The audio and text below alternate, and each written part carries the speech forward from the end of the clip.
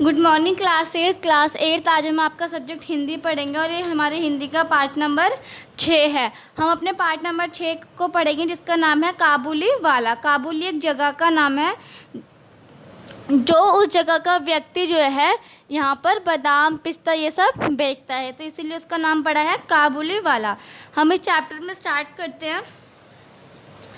मेरे 5 वर्ष की एक छोटी लड़की मिनी से घड़ी भर भी बात किए बिना नहीं रह जाता। मतलब कि इसमें जो लेखक है उनकी एक 5 साल की बेटी है जिसका नाम मिनी है, तो वो कहना चाहते हैं कि उससे एक घड़ी भर भी चुप नहीं रहा जाता।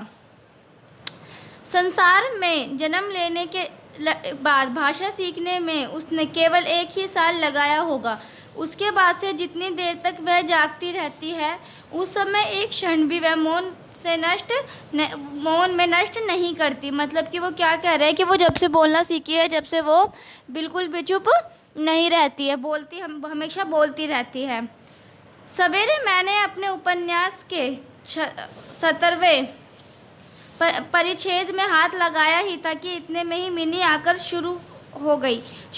आकर शुरू कर दिया। मतलब कि वो अपने कमरे में बैठकर पढ़ रहे थे कि तभी क्या होता है कि मिनी ने आके वहाँ पे बोलना शुरू कर दिया। उसने पूछा, बापूजी, रामदयाल दरबानका को कौवा कहता था, वो कुछ जानता नहीं ना बापूजी। वो अपने पापा से बोल रही है कि रामदयाल दरबान काक को काका कौवा कहता था।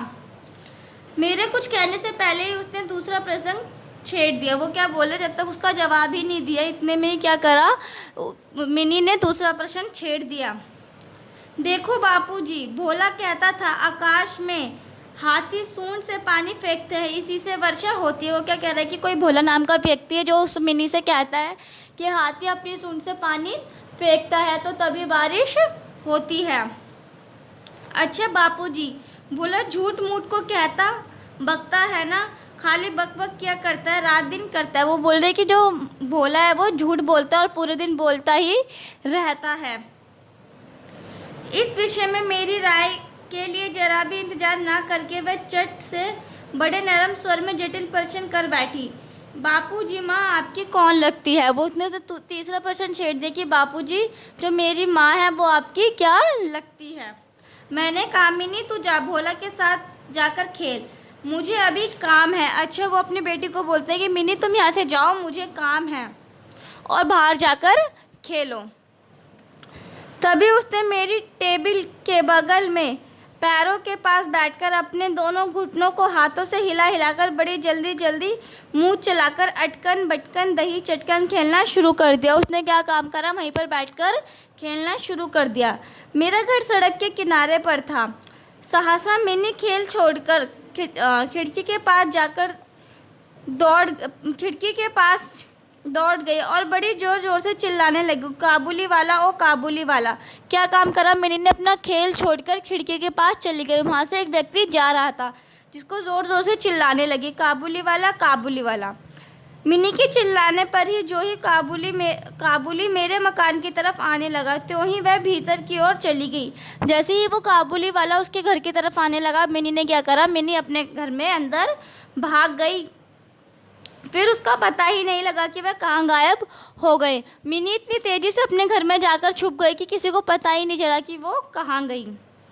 उसके मन में एक अंधविश्वास सा बैठ गया था कि उसकी झोली के अंदर तलाश करने पर उस जैसी और भी 2-4 जीती जागती लड़कियां निकल गई हैं। उसे क्या लगता था कि इस जो काबुली वाले के पास जो थैला था उसके अंदर उसी की तरह जीती जागती 2-4 लड़कियां उसके अंदर हैं। इधर काबुली ने आकर मुस्कुराते हुए मुझे सलाम किया और खड़ा हो गया। उस काबुली वाले ने क्या करा, वहीं पर आकर खड़ा हो गया और उसके पापा को सलाम किया।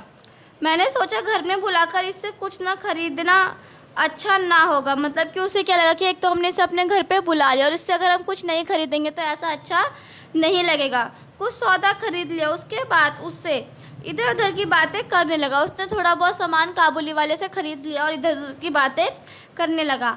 अंत में उठकर जाते समय उससे अपनी खिचड़ी भाषा में पूछा। उसने अपनी भाषा में क्या पूछा, बाबू साहब तुम्हारी लड़की कहाँ गई? मैंने मिनी के मन से व्यर्थ कर डर दूर करने के इरादे से उसे भीतर से बुला लिया।